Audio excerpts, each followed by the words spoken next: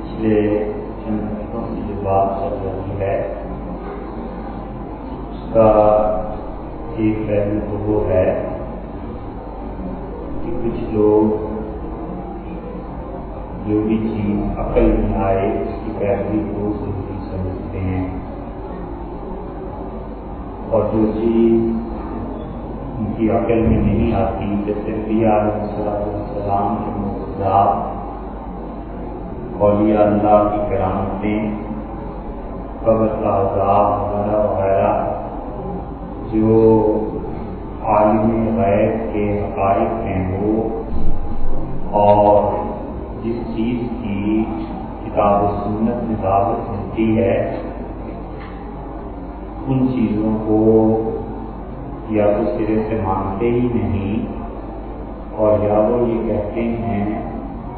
کہ اس کی بھی کوئی عقلاً تو چیز ہونی چاہیے۔ دوسرا گروہ ایسا ہے جو یہ کہتا ہے کہ جو کچھ کتاب و سنت میں آیا ہے ہمیں ان حقائق کو تسلیم کر دینا چاہیے، اور انبیاء علیہ السلام نے جو کچھ بتایا ہے اس کی پیروی کرنی چاہیے۔ تو عقل کا کیا مقام ہے، اور کیا یہ دو ایسے دھارے ہیں جو متوازی بہہ رہے ہیں اور دریا کے دو کنارے ہیں جو کبھی بھی آپس میں نہیں ملتے، یا کہیں پہنچ کر عقل اور نقل ان دونوں کا اتفاق بھی ہو جاتا ہے؟ تو عقل کے معاملے میں اگرچہ ایک ہی آدمی کی بات آئی ابن رشد کی، لیکن ابن رشد چونکہ فلاسفہ کے آخری وزن سے تھا اور فلسفے کو اس نے نہ صرف یہ کہ پڑھا تھا بلکہ امام غزالی رحمۃ اللہ علیہ نے فلسفے میں جو شداب اس قلعے میں ڈال دیے تھے اور جتنی بری طرح اس عمارت کو توڑا تھا، اگر ایک رشد نہ ہوتا تو شاید اس کے بعد پھر اس عمارت کو کوئی تعمیر بھی نہیں کر سکتا۔ لیکن اس میں ایک پہلو ایسا ہے جس کو ابن عربی نے سمجھایا۔ ابن عربی دو ہیں، ایک ابن عربی صوفی رحمۃ اللہ علیہ اور وہ محی الدین ابن عربی کہلاتے ہیں۔ دمشق میں ان کی قبر بھی ہے، صاحب فتوحات مکیہ اور بہت بہت بڑے اولیاء اللہ میں شمار کیے جانے کے قابل، اور ایک یہ ابن عربی دوسرا ہے۔ اب ان میں چونکہ چند چیزیں مشترک ہیں اس لیے ان دونوں کے ناموں میں اشتباہ ہو جاتا ہے۔ اب دونوں کو ابن عربی کہتے ہیں عام طور پہ، دونوں ہی 6 صدی کے ہیں، پھر دونوں اسپین کے ہیں، دونوں مالکی، تو اتنی ساری چیزیں اکٹھی ہو جانے کی وجہ سے لوگوں کو شبہ پڑ جاتا ہے۔ تو جس ابن عربی کا ذکر پہلے کیا ہے کہ اولیاء اللہ میں سے وہ شیخ اکبر کہلاتے ہیں، یعنی بڑے شیخ، اور دوسرے جو ابن عربی ہیں جنہوں نے احکام القرآن لکھی ہے یہ ناصبی ہیں، اور بہت سے لوگ جن کو ان کے احوال کی مکمل طور پر اطلاع نہیں ہو سکی انہوں نے اگرچہ لکھا ہے کہ یہ سنی ہے، لیکن تحقیقی بات یہ ہے کہ یہ ناصبی ہیں۔ شاہ عبدالعزیز صاحب محدث دہلوی رحمۃ اللہ علیہ نے اپنے فتاوی میں جو چیز لکھی ہے وہ یہی ہے کہ یہ ناصبی تھے، اور ہم نے بھی اس پہ لکھا ہے، اور ہمارے اساتذہ میں محمد رشید صاحب نعمانی رحمۃ اللہ علیہ وہ بھی یہی فرماتے تھے، اور بڑی تحقیق کے بعد وہ کہتے تھے۔ تو ان کی الواسم میں القواسم دیکھیں تو اس سے پتہ چلتا ہے کہ ان پر نواسب کا کتنا اثر تھا۔ شاہ عبدالعزیز صاحب محدث دہلوی رحمۃ اللہ علیہ اسی لیے ان کے خلاف لکھتے ہیں۔ تو یہ جو ہیں ابن عربی دوسرے، انہوں نے امام غزالی اور ان لوگوں کے ساتھ ان کا رشتہ ملتا ہے. تو انہوں نے کہنے کو تو ایک فکرہ لکھا ہے، لیکن اپنے اساتذہ اور سب کے متعلق لکھا ہے کہ امام غزالی اور یہ سب کوئی جتنا گروہ تھا یہ فلسفے کے پیٹ میں گھس گئے لیکن باہر نہیں نکل سکے. تو یہ جو اتنا سخت جملہ انہوں نے لکھا ہے اس کی وجہ یہ تھی کہ کچھ نہ کچھ اثر ان لوگوں پر باقی رہ گیا تھا، اور پھر جب یہ آئے ابن رشد تو اس سے قطر ہی نہیں چھوڑی. اس نے امام غزالی رحمۃ اللہ نے لکھی تھی کہ تحافت الفلاسفہ، فلسفیوں کی گمراہی. تو انہوں نے جو کتاب لکھی اس کا نام بھی رکھا کہ تحافت تحافہ گمراہی کی گمراہی، یعنی گمراہی جو تھی فلسفیوں کی توڑ پھوڑ. اصل تو یہ ہے کہ تباہی بربادی، تو انہوں نے لکھا تباہی بربادی کی تباہی بربادی. ایسے ہی ہے جیسے کوئی کتاب کا نام زلزلہ کسی نے رکھا تو اس کا جواب جس نے لکھا اس نے لکھا کہ زلزلہ در زلزلہ. تو ایسی چیزیں چلتی ہیں مناظرے کے میدان میں بھی، لیکن ان لوگوں کا علم بہت زیادہ تھا. تو ابن رشد ان کے نمائندے تھے، اور ادھر سے جن لوگوں کی عبارتیں ہیں ان میں بہت لوگ ہیں، اور ان میں سے بڑی قابل ذکر شخصیت حضرت مجدد الفسانی سرہندی رحمۃ اللہ علیہ کی ہے. حضرت مجدد رحمۃ اللہ علیہ کو جن لوگوں میں نہیں پڑھا وہ جانتے نہیں ہیں کہ یہ ان کے مکتوبات کس کمال کی چیز ہیں، اور حضرت نے کن کن علوم پر ان میں بحث کی ہے. ایک فکرہ بھی ان کا ایسا ہے کہ اس پہ کتاب لکھی جا سکتی ہے. ایک فکرہ بھی کبھی کوئی بڑا کہہ دیتا ہے تو بچہ نہیں سمجھتا، لیکن وہ بڑا جانتا ہے کہ اس سے ایک فکرے کا کیا مطلب ہے. باپ ہے آسمان کی طرف دیکھتا ہے اور کہتا ہے یہ کھڑکیاں بند کر دو. اب اس کا اتنا کہہ دینا بچے کی سمجھ میں نہیں آتا. بچے کو یہ بھی نہیں پتا چلتا کہ آسمان کی طرف کیوں دیکھا، تو موسم دیکھ کے سمجھتا ہے کہ اب آندھی آئے گی، کھڑکیاں کھلی ہیں، ہوا آئے گی، چیزیں گریں گی، شیشے ٹوٹیں گے، تو کہتا ہے اس کھڑکی کو بند کر دو. اب بچے کو اس سمجھنے کے لیے کہ باپ نے یہ کیوں کہا ہے اس کے پیچھے عقل چاہیے، تجربہ چاہیے، بہت سی چیزیں چاہیے. اب وہ کہے کہ نہیں پہلے مجھے اس کی سمجھ آئے پھر میں کھڑکی بند کروں گا تو پھر ہو چکا کام. بس اسی طرح یہ بات لوگ اتنی گہری چیزیں لکھتے ہیں. ان میں سے مجدد الفسانی سرہندی رحمۃ اللہ علیہ ہیں. یہ مکتوبات کہنے میں تو 2 جلدیں ہیں لیکن کمال کی چیزیں حضرت نے اس میں لکھی ہیں. ہم جہاں کسی مرتبہ پہنچے تھے وہ یہ بات تھی کہ مجدد رحمۃ اللہ علیہ نے فرمایا کہ دیکھو الہیات کے بعد میں کہ مقصد اسناد کاذبان جو سب سے بڑا مقصد ہے زندگی کا، اس کے بارے میں یہ فلسفی جھوٹ بولتے ہیں. الہیات مستقل ایک پورا موضوع ہے، اور الہیات میں شریعت کے جتنے بھی موضوعات ہیں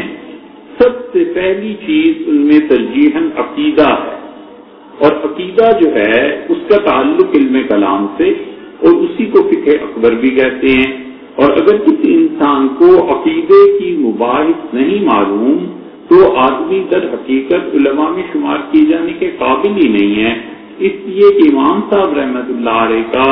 سب سے پہلا مدعا یہ تھا کہ لوگوں کے عقیدے درست ہوں، اسی لیے فقہ اکبر بھی لکھی، اور اسی لیے بصرہ میں کئی سال تک وہ جاتے رہے، کیونکہ بصرہ میں عقیدے کے بارے میں اہل بدعت جو تھے ان کے نظریات تھے، اور ان کے ساتھ مسلسل ان کے مناظرے جاری رہے. جو اس امت کا پہلا دور تھا اس میں علم زیادہ تھا، اس لیے علم کے زیادہ ہونے کی وجہ سے عقیدے کی بدعات زیادہ تھی. جب عقیدے کی بدعات زیادہ تھی تو اہل سنت والجماعت کے علماء انہی عقائد پر انہی چیزوں پر بحث کرتے تھے، کیونکہ ان کے مقابلے میں معتزلہ تھے، ان کے مقابلے میں خوارج تھے، مرجئہ تھے، قدریہ تھے، فلاں تھے، یہ فرقے تھے. اور امت کے آخری دور میں چونکہ علم رہا نہیں بلکہ اس کی بجائے عملی بدعات کا ظہور ہوا، تو اس لیے جب وہ علم اتنا نہیں رہا تو امت کے جو آخری دور ہے نا پچھلے پچھلے 200-300 سال کا، اس میں عملاً بدعات زیادہ ہو گئی، تو اس لیے عملی طور پر بدعات کے ٹکراؤ میں اہل سنت والجماعت کے علماء آ گئے، اور وہ پچھلے دور کی بات باقی نہیں رہی، کیونکہ وہ زمانہ تھا علمی عروج کا، اور اب آہستہ آہستہ علم اٹھ گیا، اور جو لے دے کے یہ رہ گئی تھی دین کی باتیں، وہ اسی حد تک کہ مزارات سے چلے جاؤ یا نہ جاؤ، عرس اور نظر و نیاز دو یا نہ دو، اس چیز پہ مباحث ہوتی رہی۔ اور اس کے بعد ابھی جو تیسرا دور شروع ہوا ہے 1990 کے بعد، اب تو مطلقاً دین ہی کی طرف لوگوں کا رجحان باقی نہیں رہا، مطلقاً دین سے ہی لوگ بیزار ہوتے چلے جا رہے ہیں۔ اس لیے نہ عقیدے کی بدعت ہے نہ عمل کی بدعت ہے، یہی چیزیں جاری رہیں گی، تو پھر رونا یہ نہیں رہے گا کہ مغربی تعلیم نے دین سے دور کر دیا، کس چیز نے دور کر دیا ہے، لوگ کلیتاً دین سے ہٹ جائیں گے، جیسے کہ بالعموم آج کل اب انہیں کوئی شرم حیا نہیں آتی کہ دین کے خلاف کوئی بیان دے دیں، دین کے متعلق کوئی بات کہہ دیں، یا اسلام کے متعلق کوئی مذاق اڑا دیں، نہ کچھ ان کو پتہ ہے کہ آگے سے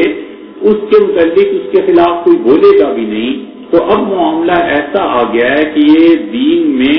وہ جو فرقہ واریت اور چیزیں ہوتی تھی، جس کی شکایت ہوتی تھی کہ مولوی لڑتے ہیں یا نہیں لڑتے یا کیا کرتے ہیں، اب سرے سے دین میں دلچسپی کم ہوتی جا رہی ہے، اس لیے اب یہ بھی ضرورت نہیں ہوتی کہ بدعت کیا ہے اور سنت کیا ہے۔ تو اس لیے سے مجدد الفسانی رحمت اللہ نے جو لکھا ہے نا فکرہ کہ مقصد اسناد وہ کاذبہ اند، اور یہ جھوٹے ہیں اس اعلیٰ ترین مقصد میں، تو اعلیٰ ترین مباحث جو تھی وہ عقیدے کی تھی، اور عقیدے میں بھی الہیات کی مباحث تھی، پھر رسالت کی مباحث تھی، الہیات کے ضمن میں ہی کہیں کہیں یہ تقدیر کو بھی بعض علم کلام والے لے آتے ہیں، کیونکہ وہ تقدیر کو بھی اللہ کی صفات میں شمار کرتے ہیں، اور ان کا کہنا یہ ہے کہ جس طرح تعالیٰ شانہ کی صفات کو بس ایک خاص حد تک سمجھا جا سکتا ہے، اس سے زیادہ سمجھا نہیں جا سکتا، اسی طرح تقدیر کو بھی بس ایک حد تک سمجھا جا سکتا ہے، اس سے زیادہ انسان کے بس کی بات نہیں۔ اسی لیے ابن عربی رحمۃ اللہ علیہ نے ایک جگہ پر لکھا ہے، اور ان کا خیال یہ ہے کہ جنت میں جا کر سب سے پہلا عقدہ جو انسان کا حل ہوگا، اور سب سے پہلی چیز جو انسانوں کو سمجھائی جائے گی وہ تقدیر ہے،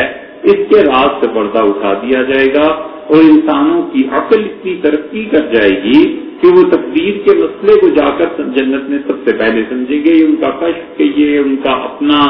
گمان کہیے، کچھ بھی ہو، لیکن ان کا خیال یہ ہے، تو اسی لیے وہ کہتے ہیں کہ باوجود اس کے کہ تقدیر پہ بہت سے لوگوں نے پوری کتابیں کی ہیں، یہ ابن سولی سینا ہے، اس کے شارح ہیں امام راضی رحمت اللہ علیہ وغیرہ، لیکن ایک جگہ پر پہنچ کے ان لوگوں نے بس قلم رکھ دیا اور کہا اس سے زیادہ تقدیر پہ بات نہیں کی جا سکتی۔ حضرت فرماتے ہیں کہ الہیات، خدا کی ذات اور صفات، ان چیزوں کو سمجھنا یہ بہت بڑی چیزوں میں سے ہے، اس لیے یہ جتنے بھی صوفی سے پچھلے یہ اپنے مریدوں کو خاص طور پر عقیدہ سکھاتے، ایسے نہیں ہے کہ بیعت کر لیا اور اللہ اللہ کرنا سکھا دیا اور پھر اس کے بعد چھوڑ دیا، وہ سب سے پہلے عقیدے کا پوچھتے تھے کہ تمہارا عقیدہ کیا ہے، اور پھر اللہ تعالیٰ کی صفات کے بارے میں بتاتے تھے کہ خدا کی 8 صفات پر ایمان لانا ضروری ہے، علم، قدرت، ارادہ، سمع، بصر، کلام، تکوین، یہ اللہ کی صفات ہیں، اور اشاعرہ اور ماتریدیہ کی کیا فرق ہے۔ اسی لیے حضرت نظام الدین اولیاء رحمت اللہ علیہ نے فرمایا، اور چشتیوں کے حالات میں سب سے زیادہ مستند کتاب سید الاولیاء ہے، اگر یہ کتاب نہ ہوتی تو چشتی حضرات کے حالات بہت مشکل تھا صحیح حالات کو ڈھونڈنا، کیونکہ چشتی پہلے ایک ہی چلے آتے تھے مشائخ جشن سے، یہ تو پھر فریض الدین مسعود شکرگنج رحمت اللہ علیہ اپنے سلسلے کے مجدد تھے، تو ان کی تجدید ایسی زبردست تھی کہ اس کی وجہ سے 2 شاخیں آگے کو بن گئی، جو حضرت نظام الدین اولیاء رحمت اللہ علیہ سے شاخ چلی ہے یہ چشتی نظامی ہو گئے، اور جو چشتیہ سلسلے کی شاخ صابر کلیری رحمت اللہ سے چلی ہے وہ چشتی صابری ہو گئے۔ چشتی صابری جو تھے وہ بہت دھیمے رہے، حضرت صابر کلیری رحمت اللہ کے بعد اتنی بڑی بڑی شخصیات نہیں آئیں جتنی غالب شخصیات آئی ہیں چشتیہ نظامیہ میں، اور یہ چشتیہ نظامیہ چلتے رہے حتیٰ کہ فخر الدین دہلوی رحمت اللہ علیہ ان میں آخری نمایاں بزرگ تھے، بڑا ہلکا تھا فخر الدین نظامی رحمت اللہ علیہ کا، اور فخر الدین نظامی دہلوی رحمت اللہ علیہ کا بادشاہ مرید تھا۔ یہ بہادر شاہ ظفر جو ہے اپنی شاعری میں بار بار جو حضرت فخر الدین رحمت اللہ علیہ کا ذکر کرتا ہے وہ انہی کا ذکر کرتا ہے، اور ان کے بعد جو سلسلہ زیادہ چلا پھر وہ سیال شریف کی گدی تھی، شیخ سلیمان توسوی رحمت اللہ علیہ سے تونسا کی گدی تھی، پھر ان سے آگے گولڑا کا سلسلہ چلا، اور پھر جب ان میں یہ تباہی پھری ہے اس کی وجوہات اگر تاریخ میں دیکھیں گے تو 300 خلفاء 400 خلفاء جب اتنی کثرت سے خلافتیں بٹنے لگی، لوگوں نے کہا یہاں تو بالکل مذاق بنا ہوا ہے، جس آدمی نے 2-4 اچھے خواب دیکھ لیے بس خلیفہ ہو گیا، تو سلسلہ چشتیہ نظامیہ اس وجہ سے برباد ہوا۔ اب جب یہ برباد ہوا تو پھر اللہ تعالی کی طرف سے سلسلہ چشتیہ صابریہ میں بڑی شخصیات آ گئی۔ صابریوں میں جو بڑی شخصیات آخری دور میں پیدا ہو گئی وہ تھی حضرت حاجی امداد اللہ صاحب مہاجر مکی رحمت اللہ علیہ کی۔ حاجی صاحب رحمت اللہ علیہ میں کمال یہ تھا کہ انہوں نے سلسلہ نقشبندیہ کا سلوک طے کیا، نصیر الدین دہلوی رحمت اللہ کے خلیفہ ہوئے، سید احمد شہید رحمت اللہ علیہ کے واسطے سے انہوں نے نقشبندیہ مجددیہ اور نقشبندیہ بنوریہ دونوں میں انہیں خلافت حاصل دی۔ اس کے باوجود وہ سمجھتے تھے کہ مجھے ضرورت ہے ابھی اور کچھ کرنے کی۔ پھر میاں جی نور محمد صاحب رحمت اللہ سے بیعت ہوئے، میاں جی نور محمد صاحب رحمت اللہ کا سلسلہ چشتیہ صابریہ تھا۔ بس اس کے بعد حاجی صاحب رحمت اللہ علیہ کے بہت خلفاء ہوئے، بہت زیادہ، 100 سے بھی زیادہ، اس لیے کہ بیعت کا حلقہ بہت بڑا تھا۔ حاجی صاحب رحمت اللہ کے خلفاء میں کسی کا سلسلہ نہیں چلا سوائے ایک رشید احمد صاحب گنگوئی رحمت اللہ علیہ کے، وہ سلسلہ چلا تو یہ سب چشتی صابری ہو گئے۔ حضرت مجدد الفسانی رحمت اللہ علیہ یہ اسی نقشبندیہ سلسلے میں بار بار زور دیتے ہیں اللہ تعالی کی صفات پر، یہی چیز چشتیوں میں بھی تھی۔ اسی لیے سیر الاولیاء میں حضرت نظام الدین اولیاء رحمت اللہ علیہ لکھا ہے کہ جب میں پاک پتن پہنچا تو حضرت نے جو مجھ سے چیزیں پوچھی ان میں سے یہ پوچھا کہ عقیدے میں کیا پڑھا اور فقہ میں کیا پڑھا، تو میں نے حضرت کو بتایا، تو فقہ میں نے عرض کیا کہ ہدایہ پڑھی ہے، تو حضرت نے فرمایا ٹھیک ہے اتنا علم کافی ہے۔ پھر میں نے حضرت نے پوچھا کہ عقیدے میں سب سے پہلے پوچھا، تو میں نے کہا عقیدے میں یہ چیزیں پڑھی ہیں، تو فرمایا یہ کافی نہیں ہے اور ابو شکور سالمی رحمت اللہ کی کتاب التمہید پڑھنی پڑے گی مجھ سے۔ تو پھر کتاب التمہید حضرت نے سبتن مجھے پڑھائی۔ اب کتاب التمہید پڑھیں گے تو اس میں غلاظیات کے پورے ابواب ہیں، رسالت کے ابواب ہیں، تقدیر پر بحث ملتی ہے، صحابہ رضی اللہ عنہ سے بحث ملتی ہے، وہ ساری عقیدے کی تصحیح کی کہ عقیدہ یہ ہونا چاہیے۔ پھر اس کے بعد ان سے پوچھا کہ قرآن یاد کیا، ان کا نہیں، اس سے میں قرآن یاد کرو، قرآت کتنی پڑھی ہے، میں نے بتایا تو فرمایا مجھ سے قرآت پڑھنی پڑے گی، اور 6 پارے کامل تجوید کے ساتھ مجھے پڑھا ہے، 6 پارے کامل تجوید کے ساتھ حضرت نے خود مجھے پڑھائے۔ تو اب ایسا شیخ جو اتنی تربیت کر سکتا ہو، حضرت رائے پوری رحمت اللہ علیہ کے حوالے سے صاحب رائے پوری رحمت اللہ علیہ فرماتے تھے کہ ایک ہی چھت کے تلے سارے سودے مل جائیں، وہ دکانیں اب ختم ہو گئی، اب تو جہاں سے جو چیز اچھی مل جائے بس لے لو، وگرنہ اب اس کا کوئی حل نہیں ہے۔ تو یہ چیزیں اتنی زیادہ ان لوگوں میں اس لیے تھی کہ وہ خود جامع اور کامل شخصیات تھی۔ ایسے مجدد الفسانی رحمت اللہ علیہ یہ سلسلہ اب تک چل رہا ہے کہ جو حقیقت میں نقشبندی مشائخ ہیں ان کے ہاں عقیدے پر اور اللہ کی صفات پر بڑا زور ہے، اور وہ اس کو کہتے ہیں اس لیے کہ اگر کوئی شخص اللہ تعالیٰ کے متعلق عقیدے کو نہیں جانتا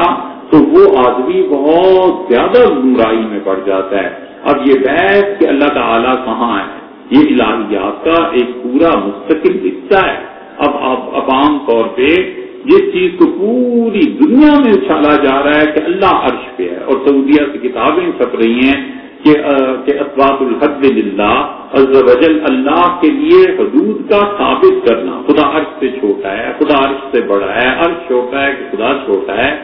یہ سب کی سب چیزیں جو اب یہ چھاپ رہے ہیں، یہ پوری دنیا میں ان مباحث کو زندہ کرنا چاہتے ہیں کہ ان مباحث کے ذریعے سے الہیات میں خالص وہ مسلک بیان کیا جائے جو اس زمانے میں ان لوگوں کا تھا جو تجسیم کے قائل۔ ان حنبلیوں میں کوئی بھی عیب نہ ہوتا تو دو عیب ان کے قیامت تک دھلنے والے نہیں، اس لیے کہ ان میں سے ایک گروہ پورا ان حنبلی فقہا میں ایسا تھا جو اللہ کے لیے جسم کے قائل تھے معاذ اللہ، اور وہ برملا کہتے تھے کہ اللہ تعالیٰ کے بارے میں یہ چیزیں نہ پوچھو، باقی جو مرضی پوچھو۔ اور دوسری چیز یزید کی حمایت میں جو انہوں نے کتابیں لکھی، اور یزید کی حمایت میں بھی اور اسی طرح ائمہ اہل بیت رضی اللہ عنہم کی توہین میں جو کچھ انہوں نے لکھا، یہ ایسی چیزیں ہیں کہ ابن جوزی رحمۃ اللہ جیسے آدمی نے لکھا کہ سمندروں کا پانی بھی تمہارے چہرے کی سیاہی کو نہیں دھو سکتا، یہ دو کرتوت تم نے ایسے کیے ہیں حنبلیوں۔ اس لیے اللہ کے بارے میں جسم کا قائل ہونا، یہ اب پوری دنیا میں انٹرنیٹ پہ آپ چلے جائیں گے تو آپ کو ہر جگہ خاص طور پہ جو وہابی علماء ہیں اس مسئلے کو چھیڑے ہوئے بیٹھے ہوں گے کہ اللہ تعالیٰ عرش پہ ہے یا نہیں ہے، اس کے ہاتھ ہیں یا نہیں ہے، اور اللہ کی صفات سے حضرت فرماتے ہیں جو سب سے بڑی شریعت کی چیز ہے الہیات، اللہ کی صفات۔ اس معاملے میں یہ فلسفی جو ہیں جھوٹے ہیں، انہیں کیا پتا یہ کیا چیز ہے، وہ مخالف کتاب و سنت اطلاق حکما پر انہا کے سراسر جہل مرکب نصیب شامل، اور ان کا حال یہ ہے کہ اللہ تعالیٰ کی صفات کے بارے میں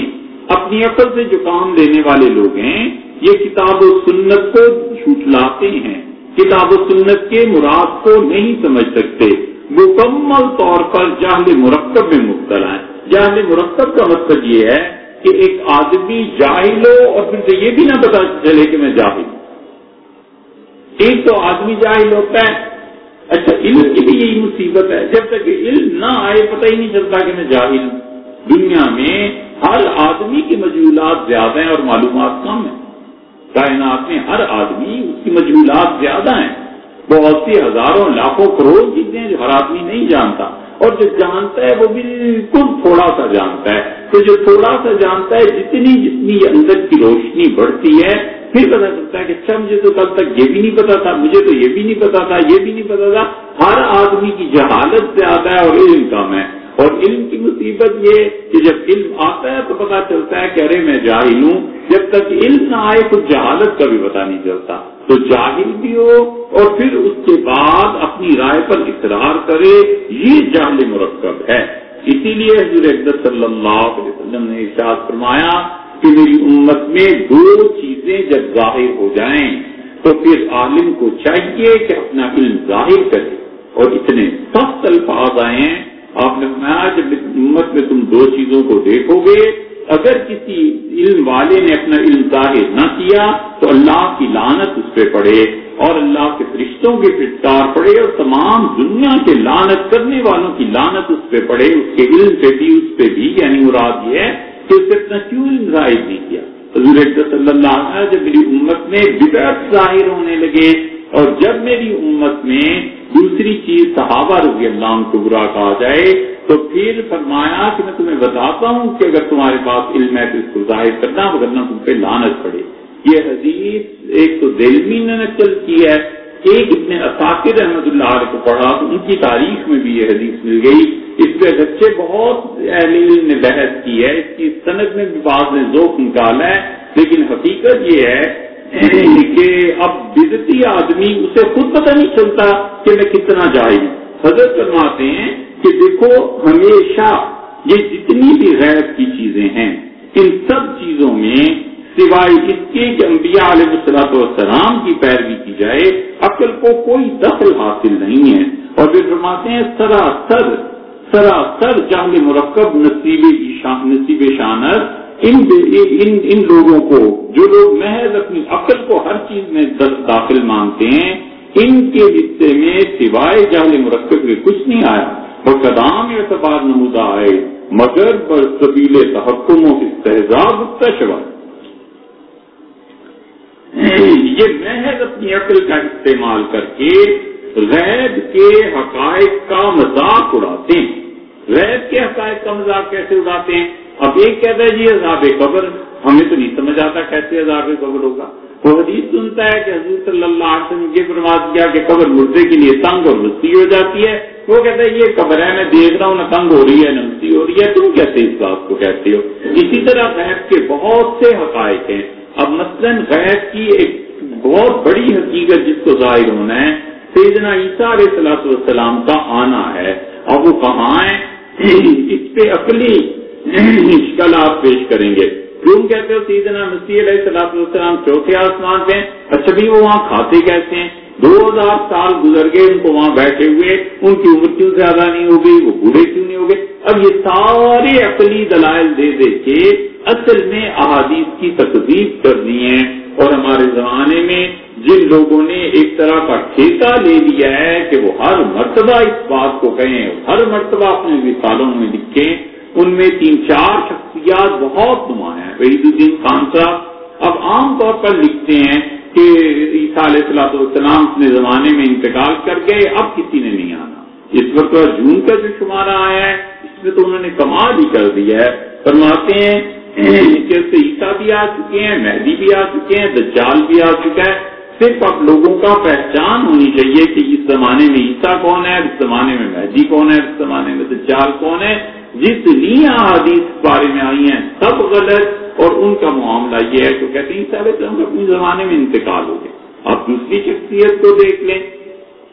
رامدی صاحب پہ اب تو تشریف لے گئے پاکستان سے، رامدی صاحب بھی اسی کو کہتے ہیں عیسیٰ علیہ السلام کا اپنے زمانے میں انتقال ہو گیا، اور بہت ایسے 2-3 مل جائیں گے۔ یہ سب چیزیں کیا ہیں کہ عالم غیب کو وہ اپنی عقل پر پرکھنا چاہتے ہیں، حالانکہ عقل کا بھی کوئی اتنا بڑا مسئلہ نہیں۔ تو ان سے پوچھے کہ ایک آدمی کو خدا ٹائم سے باہر نکال دے، خدا کی قدرت میں ہے یا نہیں؟ ہر کوئی مانتا ہے اللہ کی قدرت میں، اس لیے کہ ٹائم اور اسپیس اللہ نے پیدا کی نا، زمانہ اور مکان خدا نے پیدا کیا ہے، شروع سے نہیں تھے۔ ایک آدمی کہتا ہے اللہ تعالیٰ عرش پہ ہے، ہم کہتے ہیں اللہ تعالیٰ عرش پہ۔ اچھا بھائی تو جب عرش نہیں، عرش مخلوق ہے یا خالق ہے؟ وہ کہتے ہیں جی ظاہر ہے عرش مخلوق ہے۔ ہم کہتے ہیں جب عرش نہیں تھا تو اس وقت اللہ کہاں تھا؟ عرش تو اللہ نے بعد میں پیدا کیا نا، جب عرش نہیں تھا تو اللہ کہاں تھا؟ چلے جی کہیں تو کام کہتے ہیں جہاں تھا وہیں اب بھی، چھوڑ دو اس بحث کو۔ الان کما کان، اللہ اب بھی وہیں ہے جہاں اس وقت تھا، عرش کو تو خدا نے بعد میں پیدا کیا۔ یہ کیا تم کہہ کہ اللہ تعالیٰ عرش پہ بیٹھا ہوئے معاذ اللہ۔ اسی طرح عقل کو اتنی بڑی بات نہیں، عیسیٰ علیہ السلام کو خدا نے زمانے سے نکال دیا، زمانے سے جب نکال دیا تو جب ٹائم سے کوئی آدمی نکل جاتا ہے تو اس پر زمانے کے اثرات مرتب ہی نہیں ہوتے۔ اب زمانے کے اثرات مرتب ہوتے ہیں کہ یہ لوہا ہے، یہ ممکن ہے 500 سال بعد چل جائے، زمانے کے اثرات مرتب ہوتے ہیں۔ آدمی ہے 60-70 سال کے بعد وہ مر جاتا ہے، زمانے کے اثرات مرتب ہوتے ہیں۔ ایک پہاڑ پہ پہاڑ 2-2, 3-3, 4-4, 10-10 ہزار سال پہاڑ اسی طرح کھڑا رہتا ہے، اسے کچھ نہیں ہوتا۔ عیسیٰ علیہ السلام کو ہم کہتے ہیں اللہ نے ٹائم سے نکال دیا، حضور صلی اللہ علیہ وسلم کو معراج میں خدا لے گیا، ٹائم سے نکال دیا خدا نے، وگرنہ اتنا سفر اور واپسی یہ کیسے ممکن تھی؟ تو کسی چیز کو اللہ نے ٹائم سے نکال دیا، کسی چیز کو اللہ تعالیٰ نے اثرات مرتب ہونے سے روک دیا، تو اب کیا مسئلہ رہا؟ کون سی ایسی چیز؟ اللہ تعالیٰ نے عیسیٰ علیہ السلام کو کہا ہے کن، وہ جملہ ہے خدا کا، اور خدا کا جو جملہ ہے اسے غذا کس چیز سے ملنی چاہیے؟ ایک ہے جسم، جسم چاہتا ہے کہ غذا ملے اور مادے سے غذا ملے۔ ایک ہے روح، روح کہتی ہے مجھے مادے کی ضرورت نہیں ہے، مجھے اس کی کوئی ضرورت نہیں ہے کہ تم دودھ پیو یا پانی پیو، مجھے اس کی کوئی ضرورت نہیں ہے کہ تم گوشت کھاؤ یا دال کھاؤ، میرا تم سے تعلق اتنا سا ہی ہے کہ میں تمہارے جسم کے اندر ہوں، جس دن تمہاری موت آئی اور میں تم سے الگ ہوئی، میرا جہان اور ہے، تمہارا جہان اور ہے، تمہاری ان چیزوں کی مجھے کوئی لذت، کوئی چیز ایسی ہے نہیں، روح کا معاملہ ہی بالکل الگ ہے۔ تو یہ جو روح ہے اللہ سے، حضور صلی اللہ علیہ وسلم جب پوچھا گیا تو اللہ نے فرمایا ان سے کہ یہ کوئی روح من امر ربی، روح میرے اللہ کا حکم ہے، یہ نہیں کا مخلوق ہے۔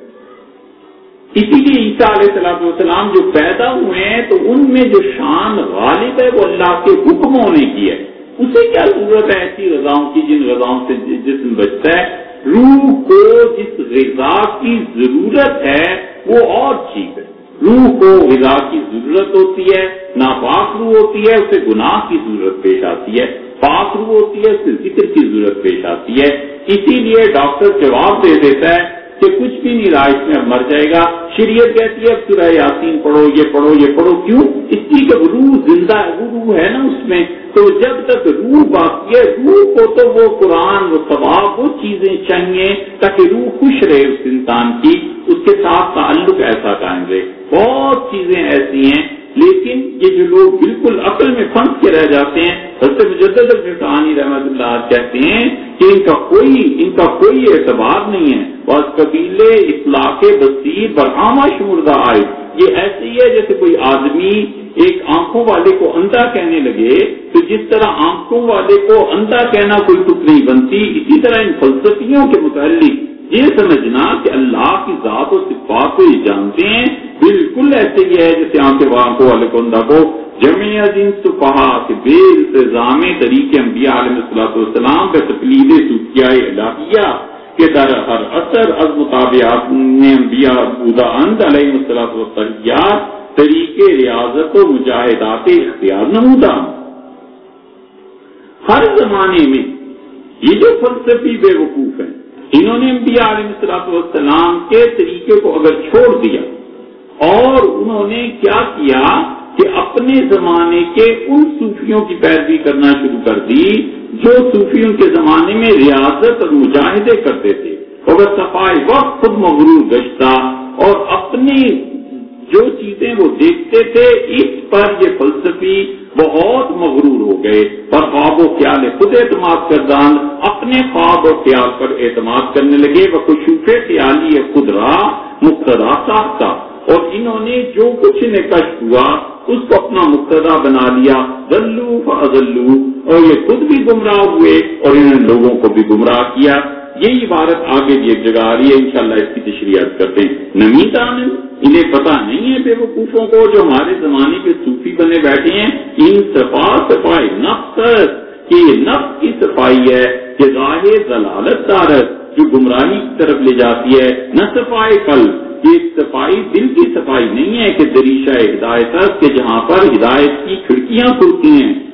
صفائے قلب منوط بمطابق انبیاء علیہ السلام، اس لیے کہ لوگوں دل کی صفائی جو ہوتی ہے وہ انبیاء علیہ السلام کے پیچھے چلنے سے ہوتی ہے. وتزکیہ نفس مربوط و صفائے قلب و سیاست اود، اور جو ان کی اپنی صفائی ہے طبیعت کا جو تزکیہ ہوتا ہے وہ ان کی اپنی سیاست، ان کے اپنے معاملات ہیں، اس کا تعلق کوئی خدا کے قرب سے نہیں. تو آگے پھر لکھتے ہیں کارخانہ ان بزرگواروں جن کی میں تعریف کر رہا ہوں اور جنہیں میں سمجھتا ہوں کہ یہ ہیں جن کی پیروی کرنی چاہیے، بنزول ملائکہ معصومین از قید و مکر دشمن لعین محفوظ. انبیاء علیہ السلام ان پر فرشتے نازل ہوتے ہیں، یہ معصوم ہوتے ہیں، اپنے دشمن جس کو خدا نے لعنت کی ہے یعنی شیطان، اس کی قید اور مکر سے، اس کے بہکاوے سے محفوظ ہوتے ہیں. اور یہ حفاظت ایسی ہے اور وہ ایسے محفوظ ہیں کہ ان عبادی لیس لک علیہم سلطان نقد وقت شانت. اللہ نے انہی کے بارے میں کہا ہے شیطان سے کہ میرے کچھ بندے ایسے بھی ہیں جن پر تمہارا زور نہیں چلے. آگے دیکھیے پھر حضرت فرماتے ہیں درتی ضلالت ماندن، یہ جو محض عقل پر بھروسہ کر کے اللہ تک پہنچنا چاہتے ہیں، یہ گمراہی کے ایک دشت میں، صحرا میں اور گمراہی کی وادی میں زندگیاں بسر کرتے ہیں. در رنگ آنکھیں ان کا حال یہ ہے کہ شخص سالہا آلات حرب تیار سازر، ایک آدمی کئی سال تک لڑائی کی تیاری کرتا رہا، تیر تلوار نیزے ہر چیز بناتا رہا، وہ در وقت حرب دست و پائے خود را گم کردہ، اور جب لڑائی شروع ہوئی تو ایسا بوکھلایا کہ سارا سامان جو تھا اس کا ختم ہو گیا، کسی چیز کو نہیں چلا سکا اور اس کا کام کچھ نہ رہا. علوم فلسفی را متسق و منتظم دانن وہ فلسفی یہ سمجھتا ہے کہ اس نے اپنے علوم کو بالکل پورا کر لیا ہے اور ٹھیک راہ پر ہے اور غلطی اور خطا سے معنی انگارم وہ محفوظ ہو گیا، حالانکہ ایسے نہیں۔ عقل کی بنیاد پہ اللہ کی راہ میں وہ یہ سمجھتا ہے کہ میرے پاس دلائل بہت ہیں، بالکل ٹھیک ہے، خدا سے بھی مقابلہ ہوا تو خدا کو یہ کہہ لوں گا یہ کہہ لوں گا۔ حضرت مجدد رحمۃ اللہ علیہ فرماتے ہیں اس کی مثال ایسے سمجھو کہ جیسے لڑائی جب ہوتی ہے نا تو اس وقت ایک آدمی نے پوری تیاری کر رکھی اور لڑائی کے دن فوجی کے ہتھیار ناکارہ ہو گئے، لڑ نہیں سکتے۔ اسی سے فارسی کا محاورہ بنا ہے کہ وہ کہتے ہیں کہ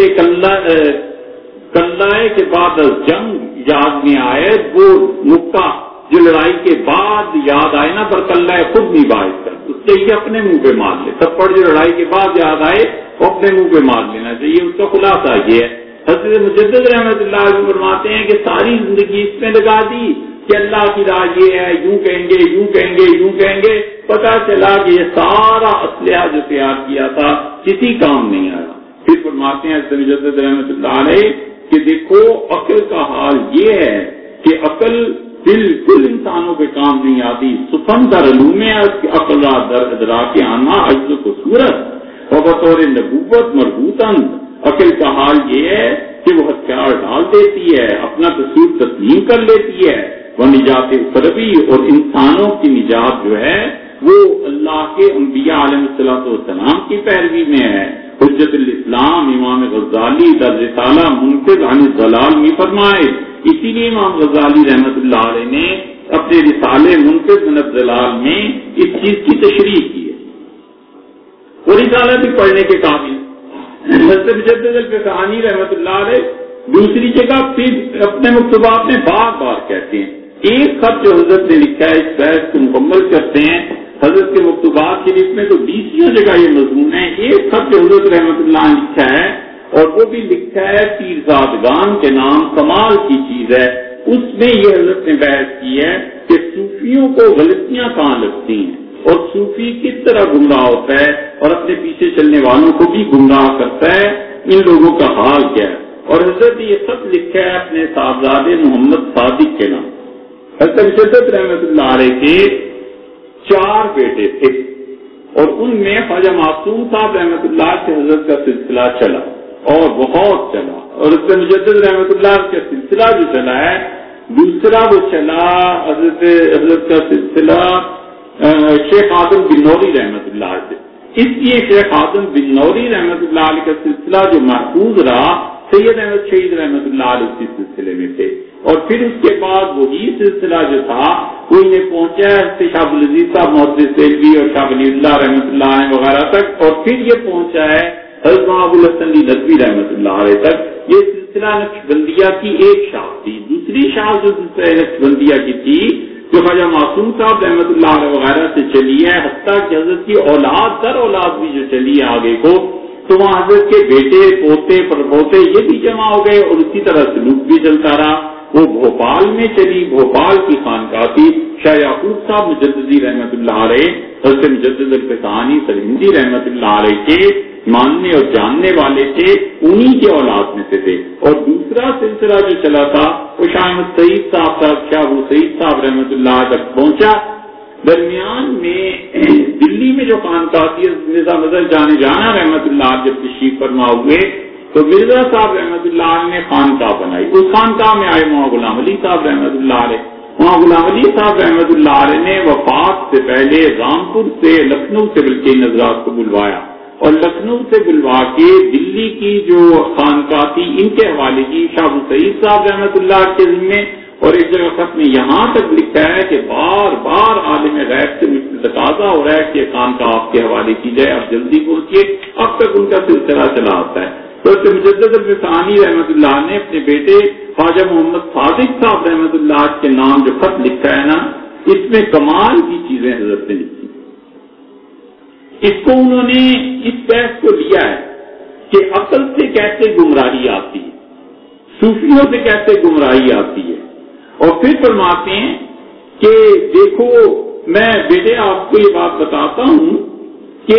بعد از تحصیل 2 جناح اعتقادی و عملی اگر توفیق عزتی جل سلطانہ رہنمونی فرمائے سلوک طریقہ الیہ صوفیہ، اگر اللہ تعالیٰ آپ کو توفیق دے اور دو بازو پرواز کرنے کے لیے آپ کو مل جائیں، دو بازو کون سے؟ مراد یہ کہ ایک تو آپ کا عقیدہ ٹھیک ہو اور پھر دوسرے آپ کا علم ٹھیک ہو، تو ان دو چیزوں کے حصول کے بعد، عقیدہ اور عقیدے کے بعد صحیح علم، تو پھر چاہیے کہ تم اس فضا میں پرواز کرو جو فضا صوفیوں کے یہاں سلوک کہا جاتا ہے، پیری مریدی سے کہتے ہیں از برائے ان غرض کے شے زائد ازان اعتقاد و عمل حاصل کنن، اس لیے کہ ابھی آپ کو اپنے علم اور اپنے عقیدے کے بعد ایک چیز مزید بھی حاصل کرنی ہے، وہ امر مجدد بدستارنگ، اور وہ جو نیا کام ہے وہ آپ نے حاصل کرنا ہے۔ دو میدان آپ نے طے کر لیے، میرے بیٹے نے عقیدے کو مکمل طور پہ سیکھ لیا، علم بھی پڑھ لیا اساتذہ سے، اب تم پرواز کرو، تیسری چیز حاصل کرنی ہے، اور فرماتے ہیں بلکہ مقصودانہ کے نسبت بمعتقادات کہ آپ کو اپنے عقیدے میں اسلام پر اتنا اعتماد ہونا چاہیے کہ اتنا حاصل کریں کہ ہرگز بتشکیک مشکک ضائع نہ کر سکے، کہ شک ڈالنے والا آپ کے ایمان کو ہٹا نہ سکے، آپ کے ایمان کو اس شک کی وجہ سے ختم نہ کر سکے، یہ چیز ہونی چاہیے۔